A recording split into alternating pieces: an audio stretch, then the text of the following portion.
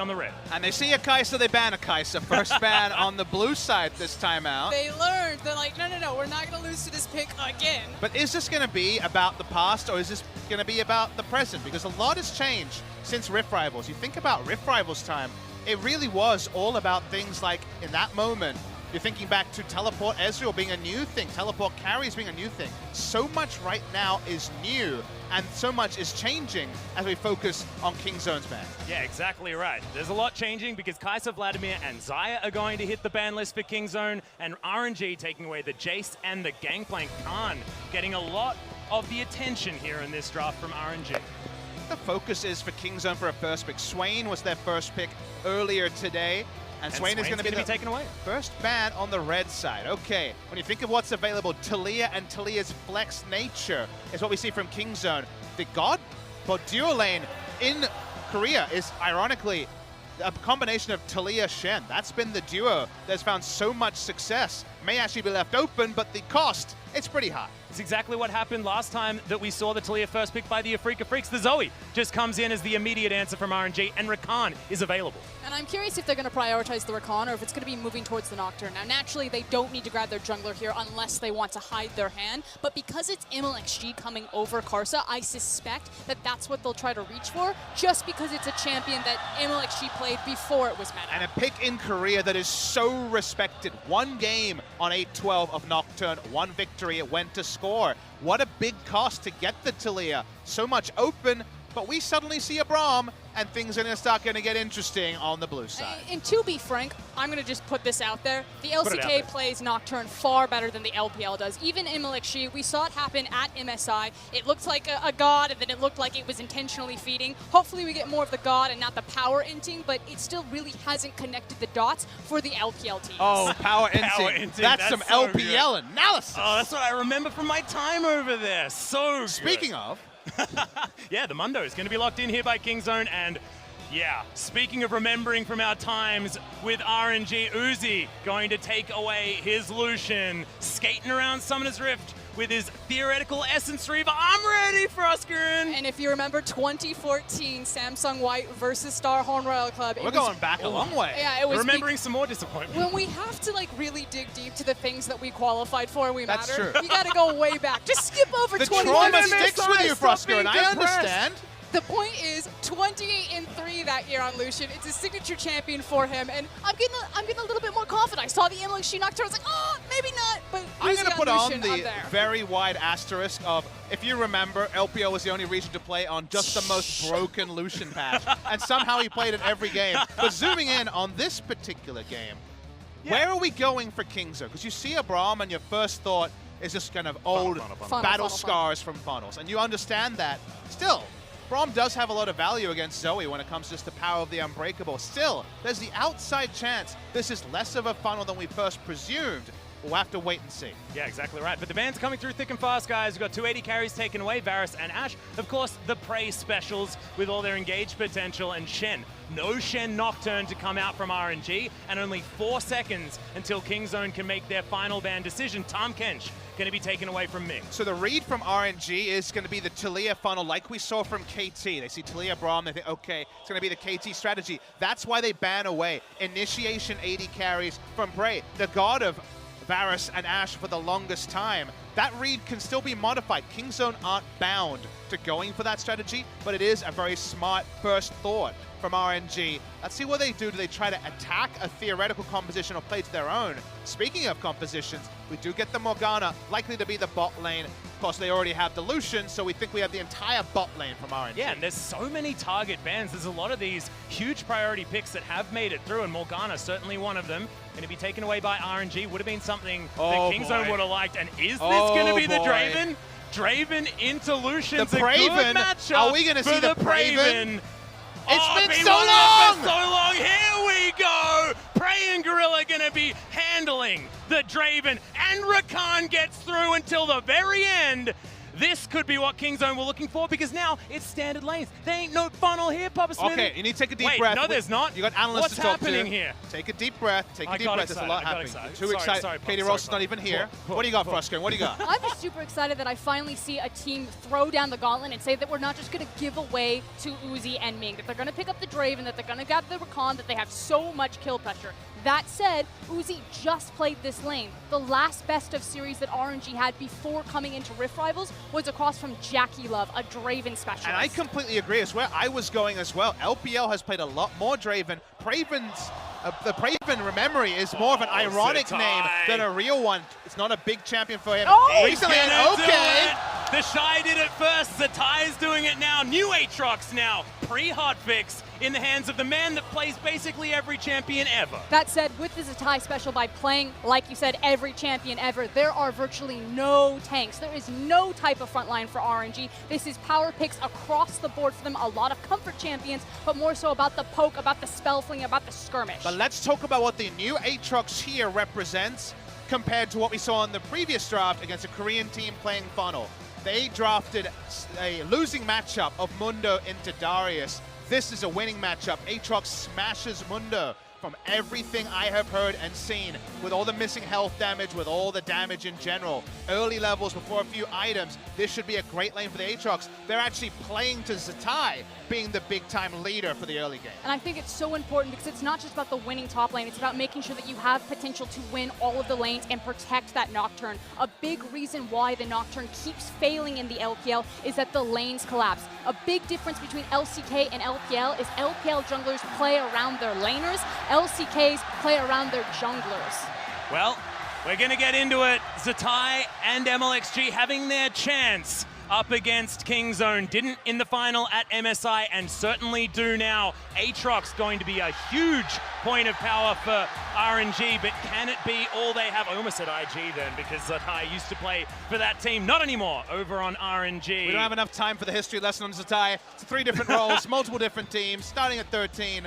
It's a long story. You just did it. There's more. There's more. I know, but I think there's some nuance there, Atlas. But the thing is it's been a long time coming. Raz said it on the desk. It's such a sweet moment for Zatai. He finally gets his chance at taking down an LCK team, but we'll see if he's able to do it. Yeah, can prove himself now on an international stage. Kingzone, so much riding on this, so much Korean pride. We remember after 2017 Rift Rivals, it was an awful time. There were jokes about the Korean players having to swim back home. It was an awful time for our Korean players, but now able to have a chance to get that pride back. And right now, against RNG, revenge from MSI. And the Praven, it's back. It's a mirage so many times. The champion select hover. Again, more of an ironic title. He's not known for his excellence of Draven compared to the Ashe and the Varus and the Initiation. Still has a global ult. But the pick in lane, this time, instead of playing around Uzi, they're attacking it. Well, here we are, Summoner's Rift for the final game of the day. It all comes down to this. If Kingzone win, it's going to be an LCK victory. If RNG win, a home crowd LPL victory. And thankfully, we brought Frosker in with us to take us through. Xiaohu now skipping around the mid lane, but not exactly having the greatest time as BDD now with the funnel available to him as Peanut on the Braum.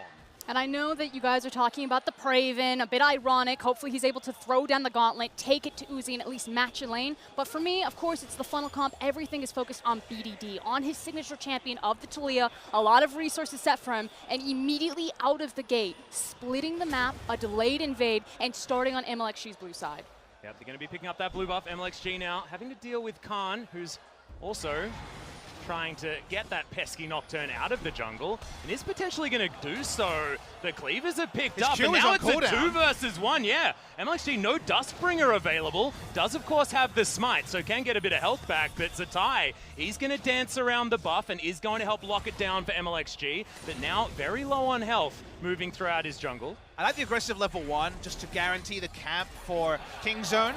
But already there's a 2v2 happening on bottom side. Uzi has to flash to get out of the way of Prey, and that's got to feel good for Kingzone. And this is what I'm talking about. The delay invade splits the map, causes vertical jungling, and it means that there is no help coming. So it unlocks Gorilla and Prey that they can step forward and be that aggressive level 1. And we call it vertical jungling because it means the bot side is much stronger and safer for Kingzone, and the reverse is true on the top side. You might say, okay, we already said that it's a great matchup for Aatrox. Now he's going to have a field day. While true, Mundo's strength in lane is that he cannot be denied. He can farm from range with the cleavers. He already knew he was in a bad spot, so he's going to be happy enough to just play defensive and hug his turret. And then ultimately, I just love Mundo in this meta. I think he's one of the most overlooked picks in terms of the LPL. We don't have a ton of high priority on the champion just because of how his kit works and just giving him free items. He can itemize into the early defensive stats, and because of its ultimate, it's basically like he gets a free Warmogs. Big irony is, though, Froskuren, I actually think Mundo's overrated for the LCK,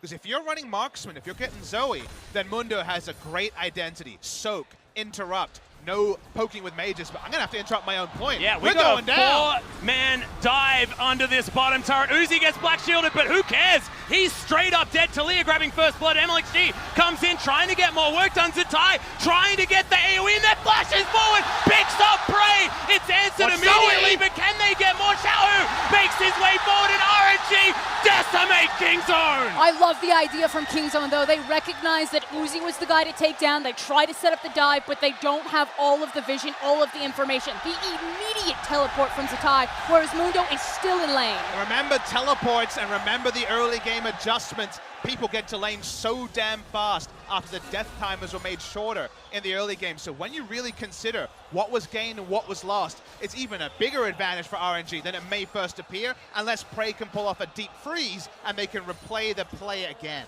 Well, looks like he is going to be able to do that. Moves the creeps out of the way. Will mean Gorilla gets a bit more of that experience as well, but Xiaohu going to do the same thing in the mid lane. We need to get the Talia over here, but currently taking the red buff as the funnel is going to get held off here by Peanut, doing the best that he can there. But now Uzi in a dangerous spot on the bottom side. Yeah, and it does mean that, like you were saying, there's the wave, the fact that everyone's pulled forward. The only remaining flash bottom is, of course, Ning. MLXG should be hovering around the area just to give security for Uzi and Ming to shove this in and reset. And honestly, it's not just the security. He's got a pretty decent shoving tool of his own in the Duskbringer, so he has to play bot side pretty extensively here to try to cover any weaknesses. Khan in a lot of trouble. Zatai.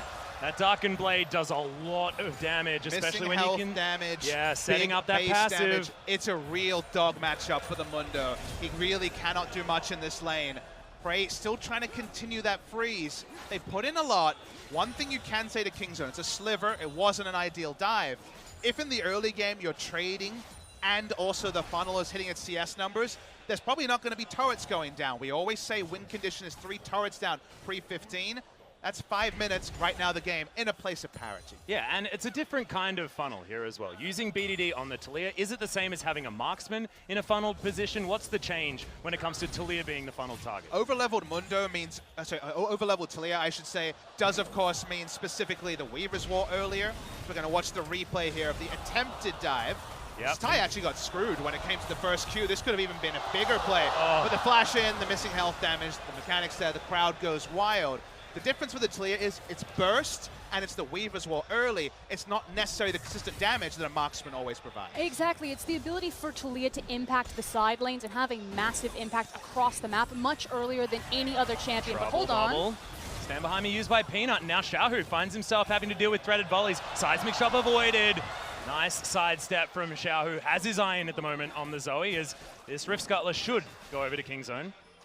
But this is the control of having the Talia and having the Braum available. The fact that they get the early rotation to the river, that they're working with Prey and Gorilla, and just setting up the security net. Speaking of setting up, yeah, MLXG looking for Peanut. Doesn't have a lot of places to go. Xiaohu taking a lot of damage, but Peanut has to deal with MLXG's on a killing spree now. Trouble bubble lands, see your death. BDD is now RNG, one more auto. That's it, 4-0-1 MLXG. Peanut has his summoners up, uses flash, holds on to the exhaust. They give up 2 kills there, trying to play with their food a bit, Kingzone. And that looks disastrous for Kingzone, but that was so close to being brilliant for Kingzone. Like you're saying, just small misuses there. Infernal Chains at the wall is very good for Zatai. Umbral Dash actually looked decent, but Khan gonna just walk away. He has everything to screw over Amundo. He has healing reduction, he has missing health damage. He also does a hell of a lot of damage early before the tank items are in. Walking up halfway down the lane, scary times for Khan. And now you have to think that maybe you go back towards the draft phase. The fact that Aatrox was given so much respect on day one, not to be seen in this match when it really counts in this matchup. Well, Zatai looking for it. The flash used by Khan, but now the funnel comes in. The Weaver's Wall, and Zatai nowhere to go. Wish he had the Dark Flight, but doesn't anymore. And now he's dead. Nice turnaround by Kingzone. Needed to make that play around cooldowns. Flash being up on the Mundo and down on Zatai. They'll lose some turret health for it, but that was one of the few times they could actually have some resistance to the Aatrox onslaught. And I was just about to pay respect, of course, to letting the Aatrox go through, maybe being a mistake because they spared a ban on that Xayah that you were talking about earlier. So much priority in the LCK. And yes, Uzi has played it. He's also played it with the funnel strategy, but it has never been a champion that has really spoken to Uzi. So much criticism leveled at him over 2017 Worlds. Where is the Xayah? Why aren't you playing it? And it just hasn't fit in his wheelhouse. Yeah, and also they played that funnel comp with very interesting champions as well. Didn't necessarily feel like the same kind with Braum Alistair as opposed to Black Shields and other shields from Karmas and things like that. We already alluded to where the funnel comp will be different. Now, Taliyah rips through camps. However, Taliyah has been on the map so much, there isn't even a CS lead for the Taliyah. If you look at the CS between Taliyah and Zoe, which is how we really inspect the funnel comp, they're basically in parity now at this point. So because of all the action, trying to hit the side lanes, you don't necessarily have the fallback of a 40 CS up Taliyah that we did see from Yukal yesterday. And I do like the response that when they saw the Taliyah priority pick, knowing that it's been such a heavy funnel composition, knowing her ability to impact side lanes, that RNG immediately went for the Zoe and the Nocturne. Two champions that can also follow very well with their long distance, either through the Paddle Star or through the Paranoia, and try to keep up with the tempo and pace that Taliyah can set. Well, at the moment, Kingzone just trying to lick their wounds just a little bit. 1,000 gold behind. If you have a look at a funnel comp generally, 1,000 gold behind is absolutely fine, and no turrets have been taken as of yet. But it feels ominous now if you're an LCK fan looking on, because RNG, they've got an incredibly fed MLXG. And an incredibly deep Nocturne. Exactly. That's what I'm saying. He's going to poke his head around Kingzone. I think they know what's going on. Trouble Bubble is going to land Unbreakable. Absorbs it, but doesn't absorb that damage. Seismic Shove eaten, but Xiaohu doesn't care. Portal Jump gets him out. Lane priority in the bot side, we saw Draven pushed in. Not what you'd expect in the Draven vs. Lucian matchup. In the Uzi vs. Spray matchup, well, reviewers tilt on that one. Able to get a red buff still, but crucially, goes to Ming.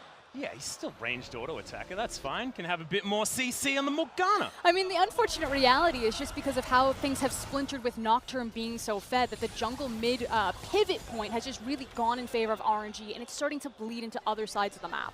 Yeah, now you've got Xiaohu actually almost ahead in farm, as Whirling Blade's going to have to fly through and clear out a minion wave and not even achieve that. Almost ahead. Almost ahead, yeah.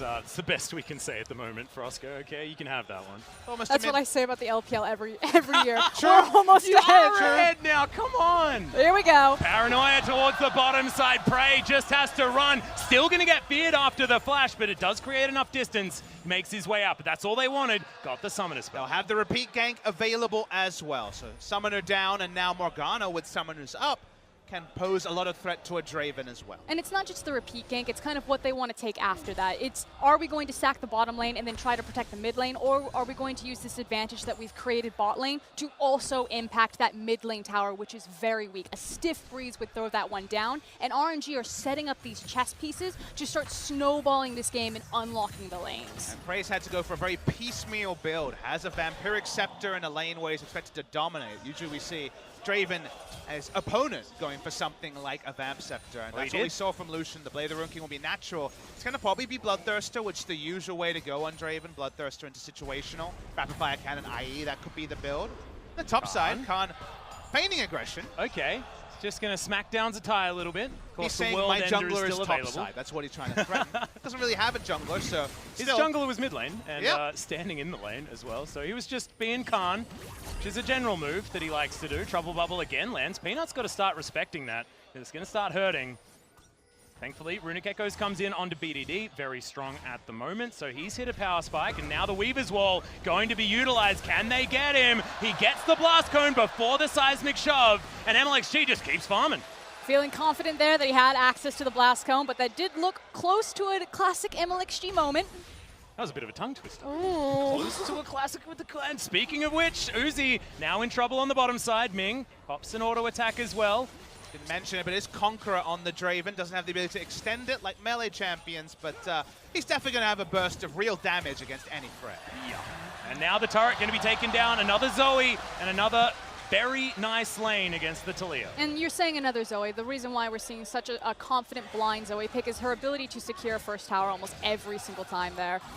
Yep, does so pretty easily. Portal Jump is going to help her grab another blue buff, but no, MLXG is going to take that. That's his favorite thing to do in the world. Almost 80 CS on the Nocturne, having a day out today is MLXG. A sort of game that's gone different to a lot of the funnels we've seen in Korea, and that something like are the turrets up or down, a 3-turret to 0 win condition, isn't really a true reflection of this game. BDD doesn't have the CS lead to fall back upon. This game is eminently even. Well, Ultimate not going to land onto the Zoe as Gorilla has to get the hell out of the way of MLXG. Ming, he's looking for the Dark Binding, doesn't get it. Gentleman's agreement, and we all back away. That was a very interesting hit and run there. A lot of interesting geometry, but... Yeah, pressing a bunch of buttons and then not a lot happened. I failed that class. RNG have control bot side. When the Draven was picked to get control, top side's going better for the Mundo than expected. It's actually up in CS. It's a bit counter logic on both sides. Shout out to North America. But what we're seeing here in terms of impact, we're seeing the Drakes go down. We're seeing the gold lead grow up. Things are going well for RNG against this fight. Yeah, and now a stopwatch is available for Khan as well. Has his Sunfire Cape, now wanting to just continue building up, but Zatai still will pose a threat. MLXG takes his second blue buff in a row, and is this time going to give it over to Xiaohu? Is he? There it is. Okay, Trouble Bob is going to help him grab that one. Now goes back home. We'll see what he's going to be able to pick up with this current back. See whether it's going to be Luden's Echo completed or whether it's just a few more items towards it. It's also about where Xiaohu's going to strike on the map next. So like you're saying, there's Luden's Echo, big power spike now coming in for the Zoe, and she can just walk back to mid lane, shove it, but then the question is, do you go up and try to assist the Aatrox? Do you go down bottom and try to take what has been a pushing lane in your favor for a majority of the game? How are you utilizing the paranoia? Again, RNG have set the pieces. They now have the opportunity to make one big push, try to snowball this game open, and Kingzone need to now be aware. Something's about to happen, and how do we absorb this so we can stall, get Draven his items, get Mundo more comfortable in that top lane, and look towards our grouped up 5v5. And while the grouped up 5v5 for a comp with Taliyah receiving the majority of the gold might not sound terrifying, the fact that the Mundo has gone way better than expected, up in CS and hitting his item spikes, Mundo very cleanly answers any sort of control or poke mage and AD carries. They're both on the side of RNG. So there is definitely an item timing and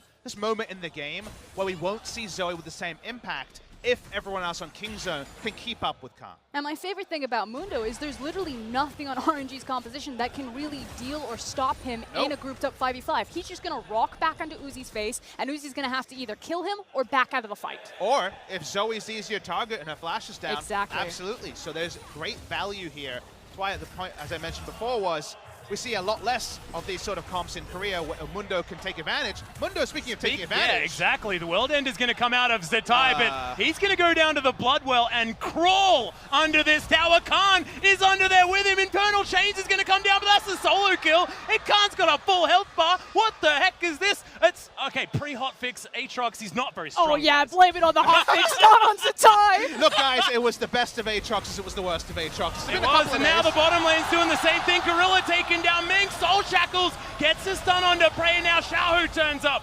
Taliyah's here as well, and Uzi has to run Kingzone. They lose one, but they trade supports in the end. RNG unable to capitalize. Yes, things are starting to fall apart at the seams here. Xiaohu maybe hunting. Yeah, portal jumps over. Peanut wants to be able to get the concussive blows, but now in comes the Nocturne. MLXG hates that idea. He's going to immediately We're going for more. Jump out of their sleepy trouble bubble onto the right target. They grab the Braum, and now they're looking for more. Zatai teleports in. Double kill for Xiaohu. That's going to be 3. BDD to fall down as well. And somehow RNG destroy Kingzone. If it's going sideways, keep pushing it through. Triangle peg, round hole, just smash it in there, boys. And it's also the MLXG Jesus moment. That is definitely a coronation because it looked like a suicide, but he goes in to buy time for the Aatrox to join. Oh, it was. No. You There was guys a call. wish you could see the I'm going to incredulous give look on MLXG Frostgren's the face. benefit of the doubt because they had the teleport up. I looked at it and said, can they get Aatrox there? The fight will be over. Just going in and baiting a further re-engage from Peanut and friends bought time for Aatrox to close the distance, and Aatrox was the match winner in that fight. I will say this, the LPL has always been the 51% region. If it's a 50-50, we just believe that we're better, and we're just going to find that coin flip, and it's going to land heads for us. Worked out that time around. As it all stands now, we've got a 5,000 gold lead approximately for RNG. The funnel still under effect, 20 minutes to go, 2 turrets in favor of RNG as well. As we'll have a look at this one yet again. Ming, the hero. And Ming is the true support of the LPL. I think he has taken the crown from Mako. He just seems so well-rounded, especially in his peeling. And this is where I get a bit white-knuckled, Papa. I understand that, and it definitely looks Rambo when they actually go for the engage. As we're watching it here, goes in, but consider what else is happening. They're able to walk up, they get the teleport off. Kingzone's caught in 2 guys, there's nowhere to escape, and Xiaohu flanks them. The Aatrox comes from the front, and even Uzi's there for the cleanup. So they actually had a 2-point plan, not just a 1-point seek kill hero. And the thing is that Zatai was never really known for his teleports and how he coordinated with the team. He was always supposed to be the 1-4 top laner. It was Let Me that was their big 5v5 TP guy. So definitely proving why he was worthy to bring to Rift Rivals on the international stage. Yeah, well, the dust all settling. Kingzone struggling. However, it's only 2 turrets and 15 minutes. Papa told me last game. No. 15 Throw minutes, that one out for this game. 15 minutes, 3 turrets. I like how Did Papa tell you about the Talia being behind in farm? What did Papa tell you? That's not a funnel. That's a crappy funnel, Atlas. Yeah, man. Papa gave me the wrong information. I told you that the cheat sheet was for tomorrow's test, Oh, not today. Dang it. I was always so bad at school. That's how you ended up here. Stay in school, kids. Stay in school. I ended up in Rift Rivals because I was bad at school. Probably a few pro gamers that are also there. As well. Yeah, I was going to say. Well, 5,000 gold, certainly going to be the lead here for RNG. Can Kingzone turn it around? I have a feeling it ain't all over yet because that Mundo still has a lead. That win condition still exists. But RNG, they can see exactly where they need to attack. They're going to be taking down the top lane outer turret, the last remaining outer turret on the map. And that's the question. Is there a breaking point where Kingzone's composition just is unkillable and RNG are punished for not having any sort of front line? Is there a breaking point for the funnel where they have control of 1 quadrant of their jungle, let alone 2, let alone the 3 that we see when a team gets ahead? We're going to be getting solo gold onto Uzi. Music to the ears, exactly. Very, very standard. For the side of RNG. And for Kingzone, their next playmaking needs to be either necessitated on defense or a success, as it's an aggressive Rift Herald over the wall, and all Khan can do is pick up a turret, and he doesn't even have TP to hit the fight path. Yeah, this guy is a one-man army right now, while RNG are just taking everything else on the map. You're talking about the Kingzone defense, the fact that they just kind of have to sit back, take what's given to them, and Khan is the only guy confident enough that can reach out on this map and grab anything. Well, he's certainly doing that. However, losing that inner turret on the top side of the map, and Shelly grabbing herself a charge there on that one as well, is dangerous here for Kingzone. I think a lot of top side control for RNG, certainly good in the enemy jungle because that Baron just spawned 24 seconds ago. Now Kingzone grouped as 4, wanting to try and get towards Xiaohu, grouped as 5. I tell a lie, Khan finally turns up with the rest of his team.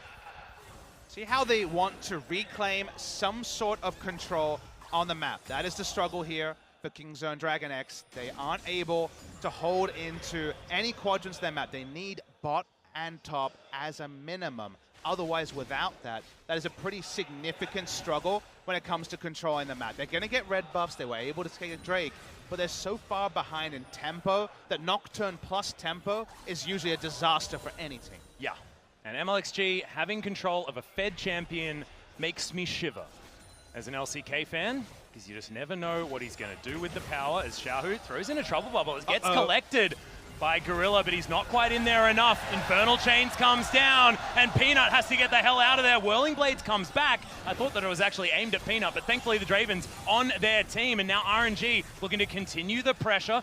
Cleaver lands from Khan, and Uzi takes a fair bit of damage, but isn't too worried. In goes Xiaohu, gets the Ignite onto BDD. They find the culling. Khan down extremely low, but does have the ultimate, and they just pressure them off the turret. And you talk about the fact that Nocturne offers so much power when teams have tempo, but it's also in the Zoe. And RNG have played this composition, played this situation out a million times in the LPL. They're not going to turn towards Baron unless it's absolutely necessary, because they know that that's Kingzone's only way back into the game. So if they want to, they're going to continue to siege and use this spell-flinging Zoe as long as possible. Just feels like there's really nothing to show for Kingzone's early game. For their attempt at a funnel, the person who's being funneled is behind in CS, obviously even basically, but effectively behind in CS, especially behind expectation, behind an experience to the enemy jungler and mid laner.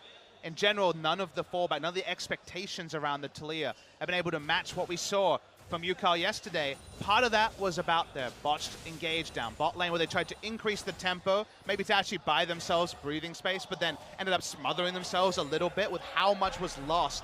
But the Draven, honestly, the Draven has really been able to do very little this game, and a fed Nocturne can delete a fed Draven pretty fast. And that's the big thing for me. It was the fact that where all of the gold landed for RNG was in Nocturne's pocket. So then suddenly you have this funnel that is unable to freely access its own jungle for fear that She and Zoe can walk into it at any time and threaten kill pressure.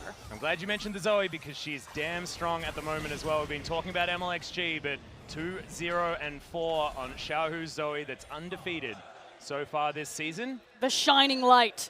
Yeah, there he is. All that Kingzone have. It's been a while since Khan's been that for the team. Hasn't necessarily been their best performing member at the moment. Certainly made a splash when he arrived. I mean, if this is his international performance, already heads and tails better than it was at MSI. Solo kills the Mundo Aatrox matchup.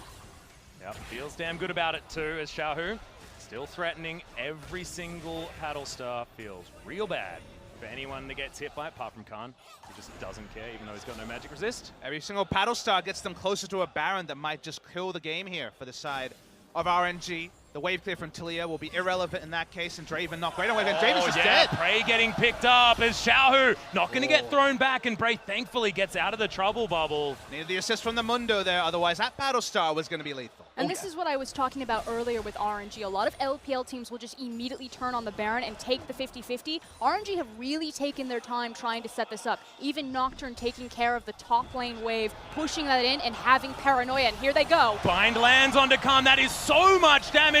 Paranoia comes in, they need to kill this big old tank. He's got a stopwatch, but Grievous Wounds is down, and he's gonna get knocked up and destroyed. Zatai gets some revenge, and now feels like it's all over for Kingzone. Good flash from Prey.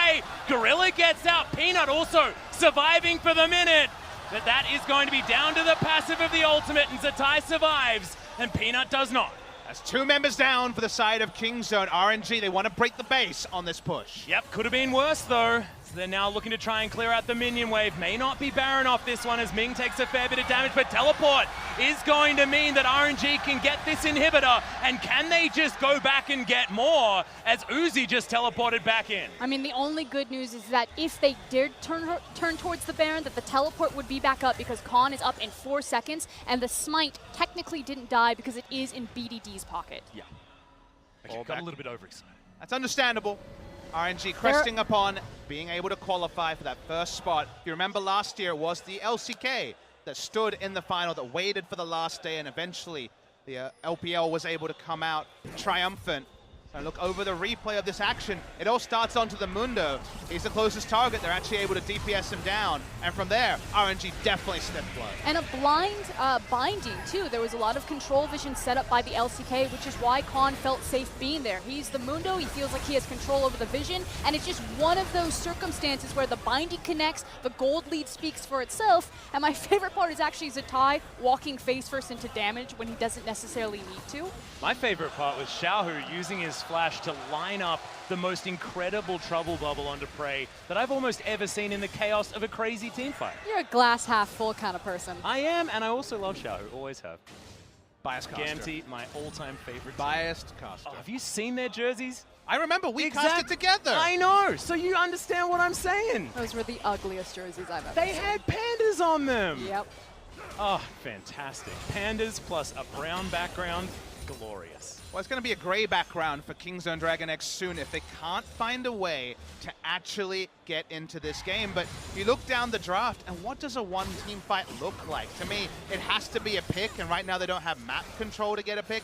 The Weaver's Wall has been just completely anonymous after being so big so far this tournament. Just feels like we're holding our breath if you're Kingzone, waiting for a Paranoia. I mean, you're absolutely right. We've been dancing around the topic because we all see that the Sharks are circling in on Kingzone. I'm with you. I think it has to be Gorilla, though, if we're talking about a big pick opportunity. He's going to have to pull out some godlike performance, which he did before at what MSI. Happens next? What happens next? Where is the damage? Is it Rylai's Zonia's coming through from the Taliyah?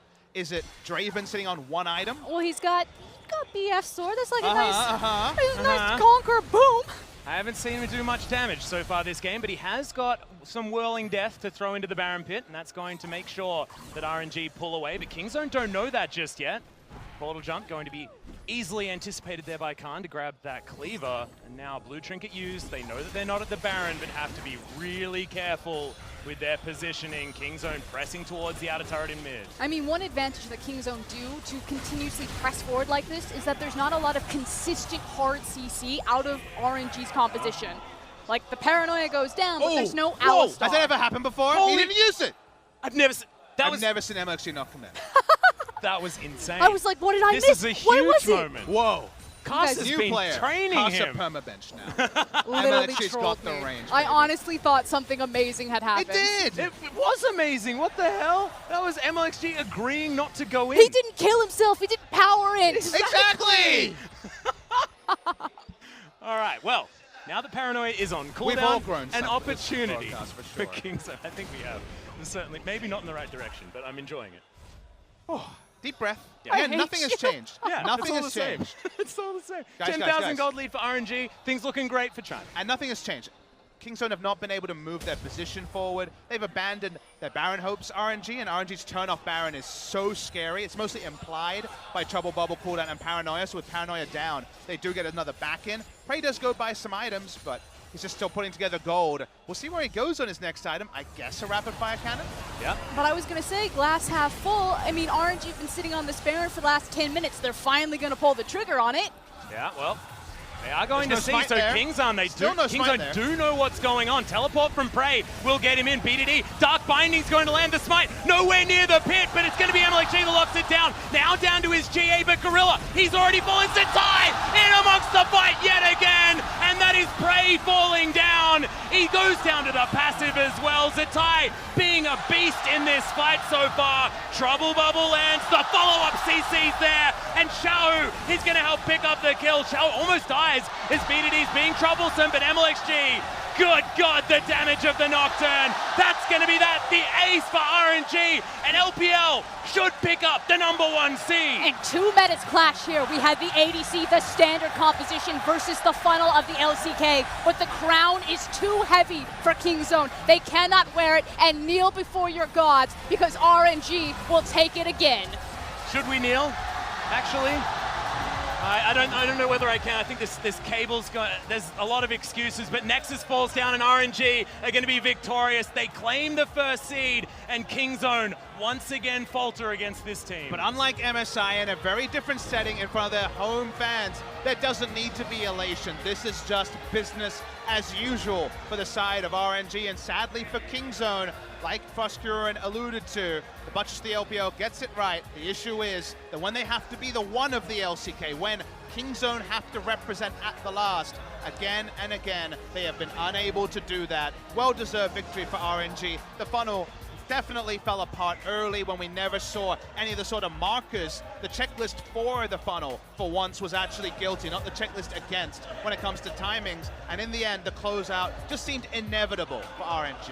Yeah, and this time around, the Taliyah not working out yet again. It was Yukal that was successful, but otherwise, no one has really been able to do it on the side of the LCK. Kuro also falling down just a little bit, so we'll see whether we park that particular strategy for the moment. And on the other side, an LPL victory, another RNG victory, but in very different circumstances. This wasn't just about Uzi and his Lucian. This was about Xiaohu and his Zoe, about Zatai and his Aatrox, minus one of those solo kills. But it was Zatai winning the game out of teleports and not solo play on the top side of the map. The opposite of what Zatai embodies as a player. I think it's a sign of him growing. And I like to think about what this tournament means to teams. I already meant it's a different statement for each team. Kingzone comes into this tournament wanting to come back from, of course, their big loss at MSI.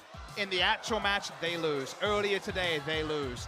I want to see them tomorrow lead with Kingzone against the LMS and find a victory for this team, because there's a chance they don't pick up a victory at this international tournament. At what point do we start labeling Kingzone as the Edward Gaming of Korea? Because they are starting to take on this identity of chokers. So many expectations, the weight of the crown, the weight of the cape, and they are just being pulled down. Here's the one thing that separates me from being able to do that: the venue. Rift Rivals. If this was Worlds and this happened again, I think they have to earn that title, the title that no one wants to be ascribed to. Because it's Rift Rivals, because, of course, at MSI they made the final and were close over the course of 4 games. It's not fair yet, but you're right, we're starting to run out of rope here for Kingzone. They need to come up strong, and even tomorrow I want to see them early, and I want to see them with a statement game, because otherwise, leaving Korea seems to be a nightmare for Kingzone DragonX. Yeah, it's going to be a difficult one. Of course, the swim is a little bit shorter this time around because Dalian very close to South Korea. However, you definitely don't want to. But that's going to be it for our final game here today. So let's throw it over to the desk to see what they made of the LPL victory. Thank you so much, guys. And LPL caster Raz, LPL caster Clement. Feels good to be in the best region in the world, doesn't it? Oh, you calm down, man. You calm yeah. down. That was super fun to see. RNG once again, and this was Zatai on the roster. Didn't get the chance to do it last time around. Picking up the Aatrox and being the reason why so many of those team fights came into their favor. It feels good for Zatai, and it feels good for the RNG. I have to say, though, going into this match, I was thinking about how was LPL going to answer the gold funneling composition. Yeah. Now, they didn't really answer it, but they outplayed Kingzone to the degree where it did not matter. Usually when Talia goes bot lane, she's thinking about 5 minutes, 30 seconds. I'm going to have the early Weaver's Wall, and we're just going to crush that lane. Kingzone followed up beautifully with that execution, but they were a little impatient. They didn't get the Weaver's Wall. They wanted the early kill because they got the early flash. And I actually think it mainly came down to RNG's execution around the tower that led to this game collapsing. And it was the reaction, like you said, from RNG on that first dive from Kingzone. The early start to try and claim momentum in this series in front of the home crowd here in China to try and upset. I'm sure we've got that replay coming at you in just a moment. But ultimately, it comes down to the defense that Aatrox brought for them. So much zone control, the, of course, flash. We've seen this time and again. The Shy had it before. Knock up, damage for Gorilla as well. And Nocturne cleans it up because he's fairly healthy. He can just run in and finish off the fight. So RNG with an impeccable dive and a great follow-up. The biggest point for me was starting that dive, Uzi actually moved towards the tower range and didn't let Kingzone finish the kill and then walk outside of it. So what that meant was Kingzone was stuck underneath tower and they had to walk through the choke. With Aatrox gets triple knockups on just one ability and is able to finish off with Death Stance extra range onto Prey, onto the Praven, Calm down. after the flash. So that was a huge mechanical outplay, and it just goes to show you, Uzi, calm under stress, always making the best mechanical plays to really flip the script. And again, this is why we laud him as the best AD carry in the world right now, and it is looking so well for RNG that they're able to continue doing this on,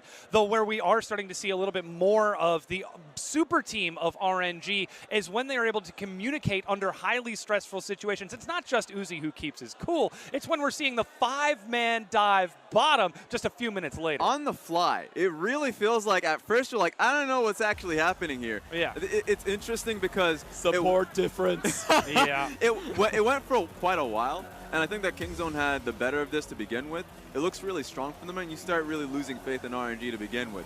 There's a reason why we're speeding this one up, because Xiaohu gets caught, doesn't know that Peanut is that close to him, and MLXG backs him up into 4 people. And then they're like, actually, we're comfortable with this. The TP comes through, and Aatrox runs the show from this point forward. I have to say, Ming started that fight absolutely brilliantly. In this last cleanup, you could see Kingzone didn't know what they were going to do anymore.